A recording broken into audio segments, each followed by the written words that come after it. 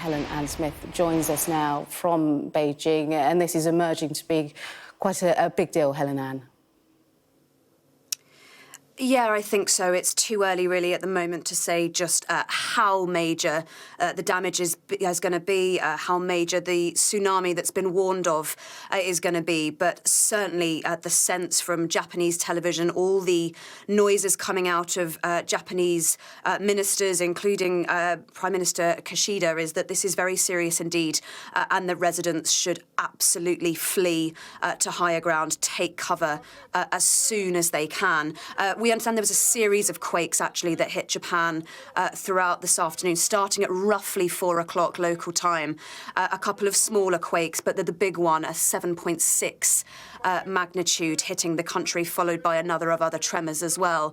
And all the authorities are saying that this is very likely to cause a relatively major tsunami.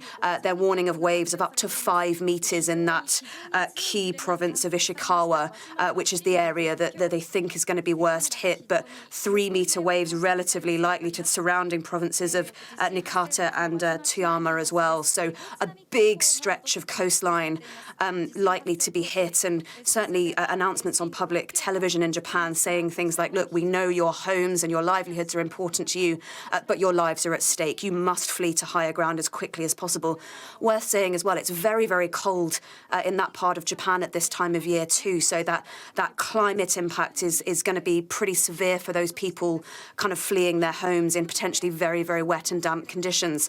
And to give you a sense as well of just how powerful this is likely to be, there's been tsunami warnings in some of the surrounding countries, in Russia, South Korea, North Korea as well. So I think a sense that this could really develop into something very, very serious indeed. And certainly some of the earlier pictures we're seeing coming out of Japan, such as the ones we're looking at right now, give a sense of how serious things are already. Pictures of buildings collapsing, buildings on fire, things shaking in a terrifying way. So look, lots we still don't know.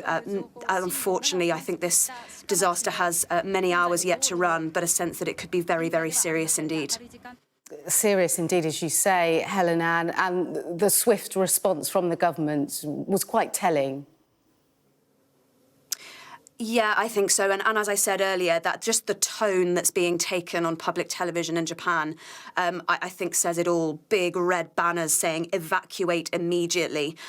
News presenters, again, saying things like, look, we know your homes are important to you. We know it feels difficult to leave, but you must flee. You must run to higher ground. And crucially, that is across a really pretty substantial stretch of the Japanese coast as well. And look, remember, the Japanese will have terrifying memories of the impacts of tsunamis. Of course, an enormous earthquake of 9 magnitude hitting Japan in 2011. Remember that enormous tsunami that hit then, killed 18,000 people, caused nuclear meltdown in the Fukushima nuclear plant very, very famously. So, look, the people of Japan are very aware of this type of natural disaster. They're actually very, very well prepared as a country. So that early warning system, there is certainly a sense that that was in place. Some of the nuclear power stations in this part of Japan actually saying that they had shut down all operations ahead of the kind of quakes hitting because of pre-warnings. So, look, there is a sense that of all countries, Japan is a well-prepared country for this sort of thing. However,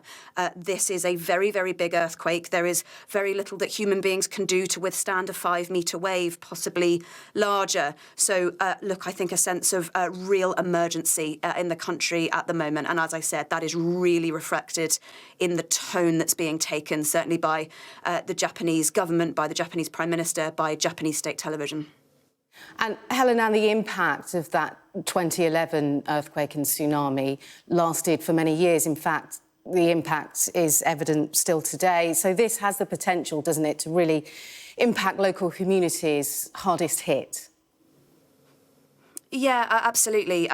It's the communities around the Fukushima area, actually on the other side of Japan, on the east coast, that were predominantly affected by that 2011 tsunami. It took many, many years for communities to rebuild from the damage that was done there. You know, tens of thousands of people displaced by that tsunami, 18,000 killed. As I said, that big relatively infamous now nuclear meltdown that happened at the Fukushima plant, and there is still a pretty sizable exclusion zone around that plant well over a decade later. So it was an incredibly serious event, and that memory looms very, very large for people in Japan.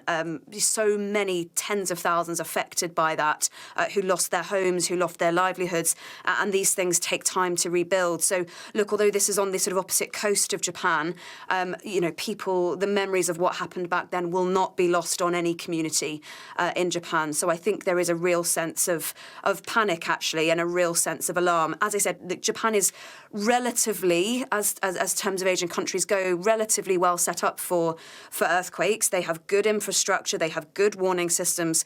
But look, when you're talking about a earthquake of that magnitude, 7.6, when you're talking about tsunamis of potentially 5 meters high, as I said, there's not a huge amount human beings can do about that. And I think some of the pictures that are already coming out of Japan at this early hour of buildings collapsing, buildings on fire, things shaking really terrifyingly, I think it gives a sense of just how strong this earthquake was. And crucially as well, again, the sense that surrounding countries have also issued their own tsunami warnings.